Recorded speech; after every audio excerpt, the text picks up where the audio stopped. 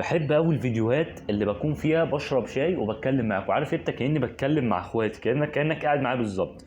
فالفيديو ده هيبقى نكته، يعني والله العظيم نكته.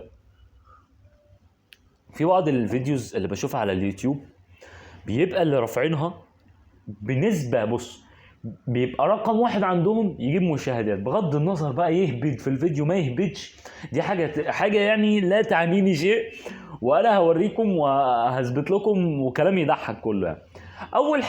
اول حاجه اني انا شفت وانا بعمل كده سكرول في اليوتيوب يعني، انا عادي قاعد، واحد قاعد زي البني ادمين يعني، فلقيت لك فيديو كده استوقفني، فمكتوب عليه الاغنياء بيعيشوا ازاي. قلت يلا يا محمد، يلا خش على الفيديو يا عم، يمكن اللامبورجيني اللي مركونه بعد الفيديو. دخلت وانا مثل اي شاب، لقيت لك اول حاجه يقول لك الاغنياء ما بيفطروش. نعم، ايه معوش يجيب ب5 جنيه فول يعني ولا؟ فهي حاجه تموت ضحك يعني. يعني ايه الاغنياء ما بيفطروش يعني؟ على فكره انا كنت شغال في اماكن هاي كلاس واتعاملت مع ناس هاي كلاس وكانوا بيفطروا عادي يعني، ما سمعتش كلمه ما بيفطروش دي خالص يعني، فاهم؟ يعني ادي هبده. الهبده الثانيه يقول لك ايه؟ ان الاغنياء مثلا دايما تلاقي ان الفلوس بتنجذب لهم عشان هم مش عارف ايه، ما يعني، لا اللي هو مثلا بمعنى مش عارف اجيبها لكم ازاي، بس اللي هو معنى الكلام يعني ان هم ناس اتخلقوا والفلوس بتحبهم. انا شفت دي في فيديو من الفيديوهات، ان هم ناس اتخلقت والفلوس محببه ليهم او الفلوس بتحبهم عشان كده هم اغنياء. كلام يعني بص، قمه الهبد وقمه الغباء وقمه كل حاجه والله، فاهم؟ فانا فيديو اللي انا عايز افهمه لك ان مفيش حاجه اسمها 10 نصايح هتبقى بعدها غني، مفيش حاجه اسمها كده، فاهم؟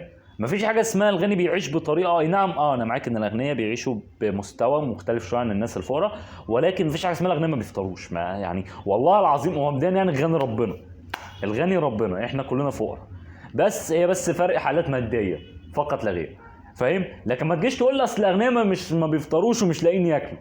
يعني انا الكلام ده ما دخلش دماغي بجنيه. يقعد يقول لك اصل مثلا مؤسس شركه جو اللي هو مش عارف مايكروسوفت اللي هو اسمه بيل جيتس وجيب بيزوس وما اعرفش بتاع شركه فيسبوك ما بيفطروش، بيفضلوا على لحم بطنهم لحد الغدا. لا اله الا الله، الراجل يا عيني ملياردير ومعهوش يجيب ب5 جنيه فول، انت فاهم؟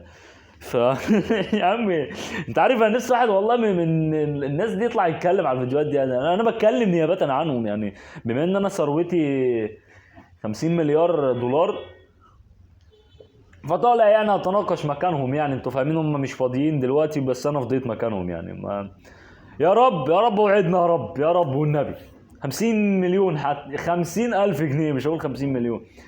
فنبطل هبدا يا جماعه، الناس اللي بتعمل الفيديوهات ده اتمنى يكونوا سامعيني، نبطل هبدا، ابوس ايديكم، لان الحلقه خلاص مش ناقصه. مفيش حاجه اسمها الاغنياء ما بيفطروش والكلام ده، الكلام ده هبل يعني. هم عادي، هم بياكلوا فول وطعميه وبياكلوا حاجه عاديه جدا يعني. ما اي نعم، لا هم بره مش بياكلوا فول وطعميه، بس انا بتكلم في مصر يعني. ونتفق اتفاق ان الغني ربنا، هو بس زي ما قلت لك هي فرق حالات ماديه، في حد معاه فلوس وفي حد معهوش بس. يلا مع السلامه، سلام يا شباب.